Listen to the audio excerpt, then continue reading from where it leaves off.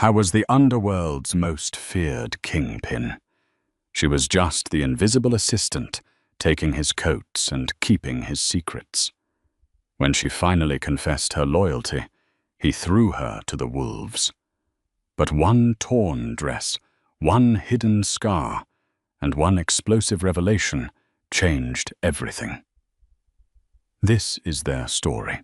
The Chicago skyline wept rain against the floor-to-ceiling windows of Romano Logistics, a multi-billion-dollar shipping empire that served as the perfect, sterile front for the largest criminal syndicate in the Midwest. At the center of this empire stood Victor Romano. Cold, calculating, and ruthlessly efficient, Victor had inherited a fractured Mafia family at 22 and drowned his rivals in the Chicago River by 25. For 3 years, the only person allowed within arm's reach of the young Don was his executive assistant, Clara Bennett. Clara was a ghost in high heels. She knew exactly how Victor took his espresso, black, 2 drops of anisette, and she knew exactly which offshore accounts in the Caymans held the blood money from the illegal arms trades. She was the one who ordered the lilies for the funerals of his enemies, and she was the one who stitched up a grazing bullet wound on his rib cage when he refused to visit Dr. Harrison Croft, the underground surgeon. Clara was indispensable. She was also, secretly and completely, in love with him. It was a Tuesday night in late November. The office was empty, save for the 2 of them. Victor stood by the glass, nursing a glass of Macallan 25, staring down at the city lights bleeding into the wet asphalt. He was on edge.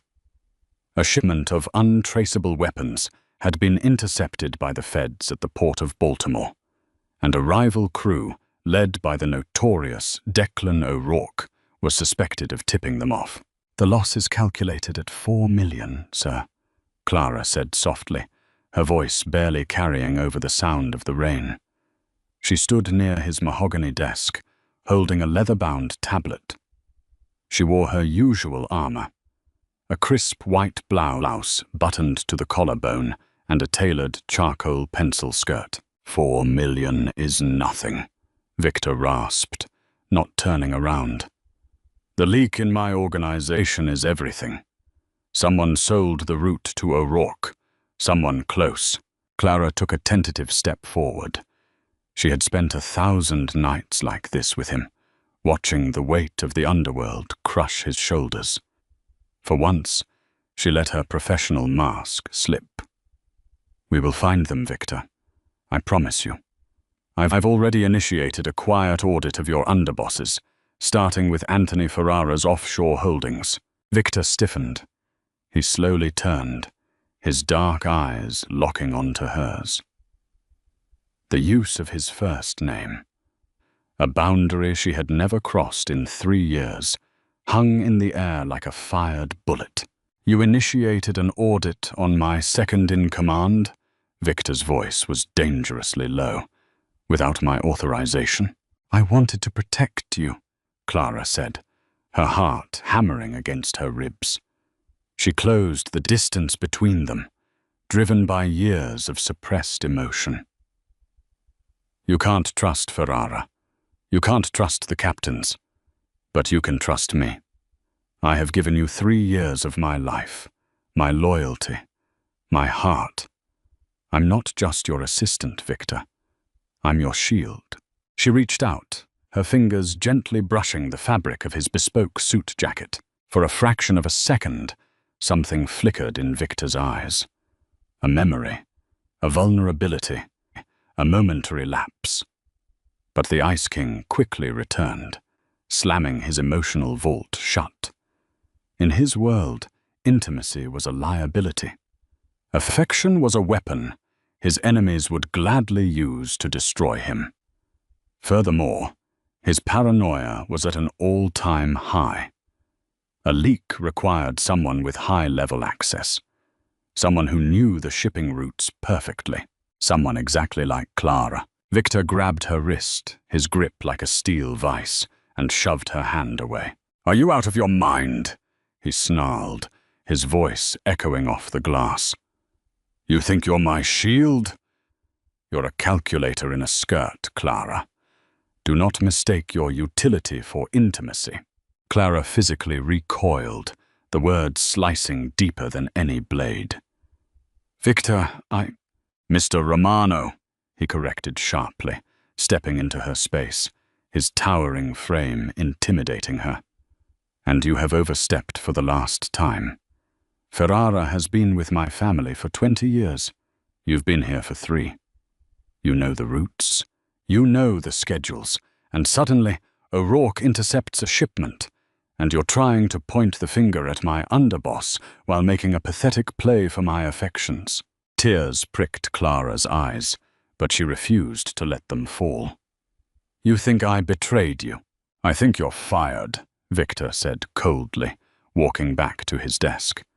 "Your severance will be wired to your account by midnight. I want you out of this building in 10 minutes, and I want you out of Chicago by tomorrow. If I ever see your face in this city again, Clara, I won't just blackball you from corporate America. I'll make sure you disappear." Clara stood frozen. The man she had poured her soul into, the man whose empire she had kept from crumbling, was looking at her as if she were a rat in the gutter. "You're making a mistake," she whispered, her voice trembling with a mixture of heartbreak and righteous anger. "The only mistake I made was letting the help think she was an equal. Get out." Clara turned on her heel. She didn't pack her desk. She didn't take her custom Mont Blanc pen. She walked to the elevator, the heavy oak doors of Victor Romano's office clicking shut behind her, sealing her out in the cold. 2 hours later, Clara was violently throwing clothes into a battered duffel bag in her dimly lit apartment on West Monroe Street. The tears she had held back in the office were now flowing freely, hot and bitter. She wasn't just grieving the loss of a job. She was grieving the illusion of the man she thought she knew. Victor Romano wasn't a tortured soul in need of saving. He was exactly what the FBI profiles said he was a paranoid, heartless monster. Across town, in the underground parking garage of Romano Logistics, the real monster was making a phone call. Anthony Ferrara leaned against the hood of his Mercedes, a burner phone pressed to his ear. "Yeah, Declan, it's done. The boss fired the girl. He thinks she's the leak, or at least he's too paranoid to keep her around. But listen to me. She took her work laptop. She's got the master ledgers, the offshore routing numbers, everything. If she gets pissed and goes to the feds, we're both screwed." Declan O'Rourke's raspy voice came through the speaker. "Then she doesn't make it to the feds, Anthony. I'll send a cleanup crew to her apartment. Consider her a closed account." Victor sat in the dark of his office. The silence was deafening. Every time he looked at the empty desk outside his glass door, a phantom pain flared in his chest. He poured himself another scotch, trying to drown the guilt. He had been brutal to her, cruel, but it was necessary. The underworld was closing in, and distancing her was the only way to ensure she didn't become collateral damage. His private cell phone buzzed. It was an encrypted message from his surveillance chief, a man named Dominic. "Urgent. Boss. Just swept Ferrara's office for bugs as part of routine protocol. Found a burner phone receipt and an encrypted text log in his waste bin. Ferrara is communicating with O'Rourke. Ferrara is the leak." Victor stared at the screen, the blood draining from his face. Ferrara. The realization hit him like a freight train. If Ferrara was the leak, and Victor had just stripped Clara of her security detail and exiled her, Ferrara knows she has the financial ledgers. Victor muttered to the empty room. "He's going to tie up loose ends." Victor dropped his glass. It shattered on the hardwood floor.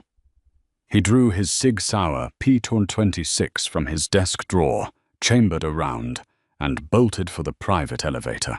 Clara zipped up her duffel bag. She grabbed her coat, ready to walk out the door, and never look back. Suddenly, a heavy, muffled thump echoed from the hallway, followed by the unmistakable sound of a body hitting the floor. Clara froze. She knew that sound. It was a suppressed gunshot, and the body was likely her elderly neighbor, Mr. Henderson, who always took out his trash at this hour. Adrenaline dumped into her system, instantly sobering her heartbreak. The handle of her front door began to jiggle. Clara didn't scream. 3 years of working for a mafia boss had taught her one thing: panic gets you killed. She dropped the duffel bag, darted into the kitchen, and pulled out a hidden Glock 19 she kept taped beneath the sink, a gift she had quietly procured for herself after a close call a year prior. Crash! The front door splintered open as 2 large men in tactical gear stormed into the living room, suppressed weapons raised. Clara didn't hesitate. She fired twice from the kitchen doorway. The deafening roar of her unsuppressed Glock filled the tiny apartment. The first man took a bullet to the shoulder, spinning backward with a grunt of pain. The second man returned fire. Bullets chewed through the drywall, shattering plates and exploding the microwave next to Clara's head. She dove behind the heavy marble kitchen island, glass raining down on her hair. "Pin her down," one of the hitmen yelled. Clara checked her magazine. 12 rounds left. She was a good shot at the range, but this was real. She peeked around the marble and fired blindly to keep them back, but a bullet grazed the edge of the island, sending a sharp shard of stone slicing through the collar of her white blouse. Suddenly, the screech of tires echoed from the street below. Seconds later, heavy footsteps pounded up the stairs. Before the hitmen could advance on the kitchen, the hallway erupted in a chaotic barrage of gunfire. "Drop it!" A familiar, commanding roar shook the walls. Victor Romano stood in the shattered doorway of her apartment, his tailored suit soaked from the rain, his eyes blazing with a murderous fury Clara had only ever seen in rumors. He fired 3 rapid shots, dropping both of O'Rourke's men to the floor before they could even pivot. Silence descended, ringing heavily in Clara's ears. "Clara!" Victor yelled, dropping his weapon and sprinting across the living room. "Clara, are you hit?" She slowly stood up from behind the kitchen island, shaking violently, her Glock slipping from her trembling fingers to the floor. "Victor," she breathed, shock overriding her senses. "What are you doing here? You fired me." "I was wrong," he said, his breath ragged. He closed the distance, his hands frantically checking her arms and face for bullet wounds. "Ferrara is the rat. He sent them. I came to get you." It was then that he noticed the blood. The ricocheted shard of marble had torn the top right side of her blouse open, right below her collarbone, leaving a shallow, bleeding scrape. "You're bleeding," Victor said, his voice softening in a way it never had before. He reached out, gently pulling the torn fabric aside to inspect the wound. But as the white fabric slipped down her shoulder, Victor froze, his eyes locked onto her skin. Just an inch below the fresh scrape was a deep, jagged, old scar. It was shaped perfectly, like a crescent moon, with deep, uneven edges that spoke of severe thermal trauma. A burn mark. Victor's breathing stopped. The room seemed to spin. I knew that scar. He had seen it burned into the flesh of a little girl 20 years ago in the smoking wreckage of the St. Jude orphanage. A car bomb meant for his father had gone off early. A little girl, the daughter of a police informant who was secretly meeting his father, had shielded 7-year-old Victor from a falling, burning beam. That little girl was presumed dead in the fire alongside her father, William Hastings. Her name wasn't Clara Bennett. It was Clarissa Hastings, the ghost of Victor's childhood, the girl whose memory he had sworn his life to avenge. Victor slowly lifted his eyes from the crescent scar to Clara's pale, confused face. Where, Victor choked out, the ruthless crime boss completely broken in an instant. Where did you get that scar? Clara looked down at her exposed collarbone, her breath hitching. She quickly pulled the fabric back up, her eyes flashing with defensive panic. It's nothing. A fire when I was a kid. A fire, Victor repeated, his voice barely a whisper. He stepped closer, staring at her, as if seeing her for the very first time. A fire in 2006, at St. Jude's. Clara's eyes widened in sheer terror. She took a step back, hitting the kitchen counter. How do you know that? The air in the ruined apartment grew thick, choking the remaining oxygen from the room.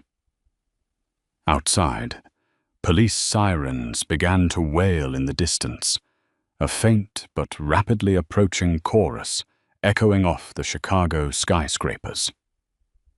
Victor Romano stood motionless, his dark eyes locked on the crescent moon scar, branding Clara's pale skin. How do you know about St. Jude's?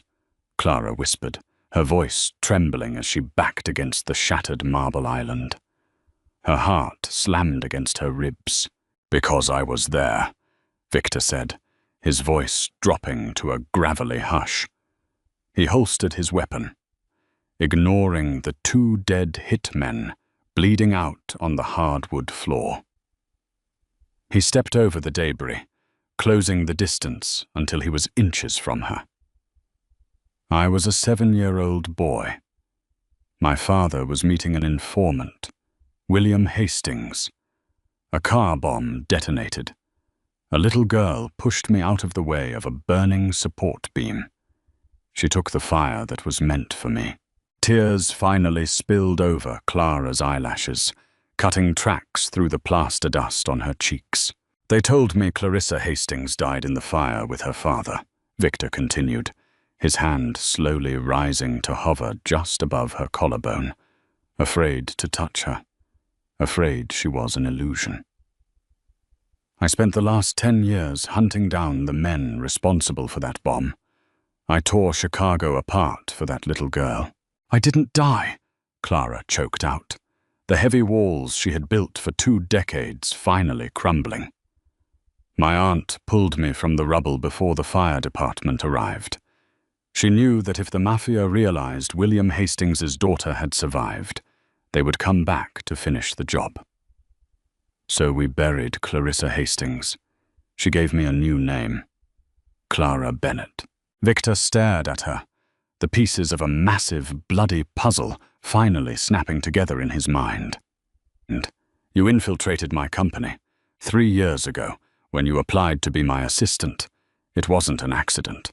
No, Clara admitted, lifting her chin, a spark of defiance breaking through her fear.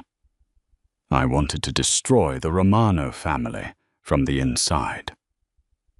I wanted to find the ledgers, hand them to the feds, and watch the men who killed my father rot in federal prison. Then why didn't you?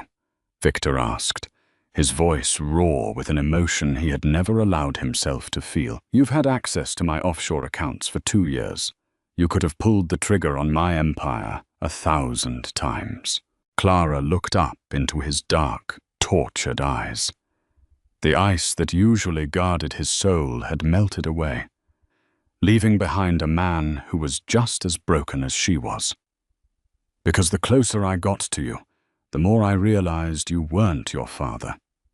You protected the innocent. You built hospitals. You tried to clean up the syndicate. And, she swallowed hard, her voice dropping to a whisper, and because I fell in love with you, Victor. The sirens were deafening now, red and blue lights flashing violently through the rain-streaked windows. Victor didn't hesitate. He reached out, wrapping his strong hands gently around her waist, and pulled her flush against his chest. For a moment, the gunfire, the betrayal, and the approaching police ceased to exist. "We need to go," Victor commanded softly, his protective instincts overriding everything else. Ferrara knows you have the financial ledgers on your laptop. He wants you dead to cover his tracks, and O'Rourke wants you dead to cripple me. I will burn this city to the ground before I let them touch you again. He grabbed her duffel bag and her laptop case, wrapped his heavy wool overcoat around her shivering shoulders, and led her down the fire escape just as the Chicago Police Department breached the front door. They fled through the subterranean labyrinth of Lower Wacker Drive, abandoning Victor's recognizable vehicle for a stolen, untraceable sedan. An hour later, they arrived at a heavily fortified Romano safe house, a sprawling, brutalist concrete mansion hidden deep within the forested edges of Lake Forest, overlooking the black, churning waters of Lake Michigan. Inside the dimly lit safe house, the adrenaline began to wear off, leaving Clara exhausted and aching. She sat on the edge of a king-sized bed, while Victor carefully cleaned and bandaged the graze on her shoulder. His touch was incredibly gentle, a stark contrast to the ruthless mob boss the world feared. "Ferrara has been my second-in-command for 20 years, Victor murmured, taping the gauze over her wound. He didn't look up, his jaw tight with repressed fury. He was my father's most trusted advisor. Why would he sell us out to Declan O'Rourke now? Clara booted up her heavily encrypted laptop, the screen illuminating her determined face. Because it isn't just about the current arms shipments, Victor. Before you fired me, I wasn't just auditing Ferrara's recent accounts. I was digging into the archives. I found a string of shell companies dating back to 2006. Victor froze, the roll of medical tape slipping from his fingers. 2006, the year of the orphanage bombing. Ferrara didn't just sell you out to O'Rourke, Clara said, turning the laptop screen toward him. Her fingers flew across the keyboard, pulling up deeply buried financial records. Look at these wire transfers. My father wasn't killed by a rival family. He was killed by Ferrara. Ferrara was the one skimming from your father's empire back then. When my father found out and tried to warn your dad, Ferrara planted the bomb. Silence hung heavy in the room, suffocating and absolute. Victor stared at the screen, the glowing numbers reflecting in his cold, dead eyes. The man who had mentored him, the man who had stood beside him at his father's funeral, was the architect of his greatest childhood trauma. Ferrara had murdered Clara's father and nearly killed Victor in the process. Slowly, Victor stood up. The vulnerability that had softened his features just moments ago vanished, replaced by the terrifying, chilling mask of the Ice King. "Ferrara thinks I'm blind," Victor whispered, pulling a fresh magazine from his tactical vest and sliding it into his Sig Sauer with a sharp, metallic click. "He thinks I'm weak because I pushed you away. He thinks he's won." Clara stood up, letting Victor's heavy overcoat fall to the floor. She wasn't a ghost in high heels anymore. She was Clarissa Hastings, a survivor forged in fire, and she was done hiding. "What are we going to do?" she asked, her voice steady and lethal. Victor looked at her, seeing not an assistant, but a partner, an equal, a queen. "We are going to give Anthony Ferrara exactly what he wants," Victor said, a dark, predatory smile curling the corner of his mouth. "We are going to give him the throne, right before we blow it up." The midnight rain had turned into a torrential downpour by the time Anthony Ferrara and Declan O'Rourke met at Pier 39. The massive, rusting shipping yard was filled with towering stacks of steel containers, a labyrinth of shadows and industrial noise. Ferrara stood under the awning of Warehouse 4, puffing on an expensive Cuban cigar. He was a silver-haired, impeccably dressed man who exuded arrogance. Opposite him stood O'Rourke, a hulking, heavily scarred Irish mobster, surrounded by a dozen heavily armed mercenaries. "The girl is dead," Ferrara lied smoothly, exhaling a plume of blue smoke. "My inside men at the precinct confirmed a shootout at her apartment. Victor is isolated, paranoid, and holed up in his penthouse mourning his own stupidity. The Romano Empire is leaderless." O'Rourke grinned, his gold tooth catching the dim amber glow of the security lights. "And the offshore accounts? Transferring to our joint holding company in Geneva as we speak," Ferrara replied, pulling a tablet from his briefcase. "Once the funds clear, the Romano captains will fall in line behind me. We merge the territories. Chicago belongs to us." "That is a beautiful speech, Anthony," the voice echoed through the cavernous warehouse, cold and sharp as a scalpel. Ferrara's blood ran cold. O'Rourke's men instantly raised their assault rifles, sweeping the dark catwalks above. A single floodlight snapped on, blinding the men below. Standing at the edge of the metal catwalk, 30 feet above the warehouse floor, was Victor Romano. He wasn't hiding. He wasn't cowering. He looked down at them with the detached boredom of a god about to smite a nest of insects. "Victor," Ferrara stammered, dropping his cigar. You shouldn't be here." "I go where I please, Anthony," Victor said smoothly. "Though I must admit, I am disappointed. 20 years of loyalty, and you sell my father's legacy to a street thug from Dublin for a few $1 million?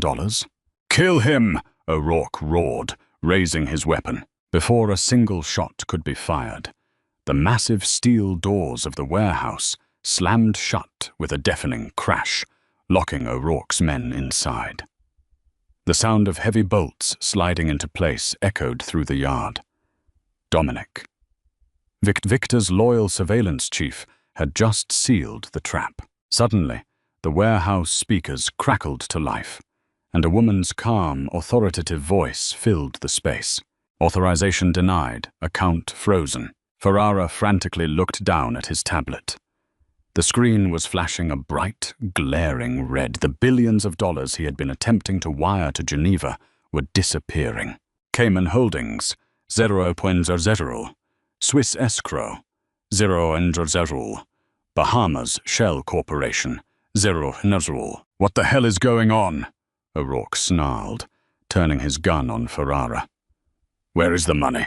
High above, stepping out of the shadows to stand right beside Victor, was Clara.